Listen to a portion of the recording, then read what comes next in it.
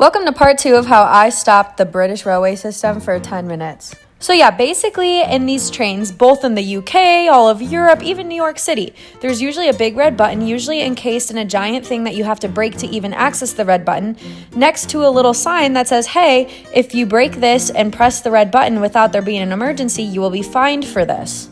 That wasn't the case here, guys. It was a freaking white button that said, call driver. So the driver's calling the people back at the train station. He's like, yeah, it's not even an emergency. This girl got on the wrong train, making me sound like I'm an idiot. I'm like, can you please involve the fact that your worker told me to get on the wrong train in the first place? I double checked and it left my disabled sister with all of our stuff and phones at the train station. I'm like, I'm not asking for you guys to turn around and stop the train. I'm asking for someone at the train station to assist my sister.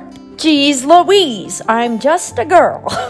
So luckily, by the time the train had stopped, the last cart was basically still on the platform still, because like I said, was in the first cart.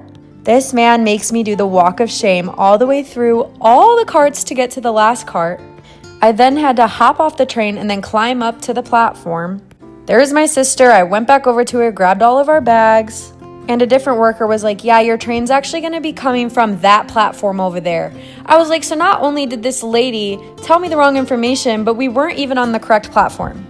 And worst of all, the train I was on was still going to London. So had someone just simply assisted my sister, this wouldn't have even had to happen. I would have been fine just taking the train to London and then meeting my sister there 25 minutes later.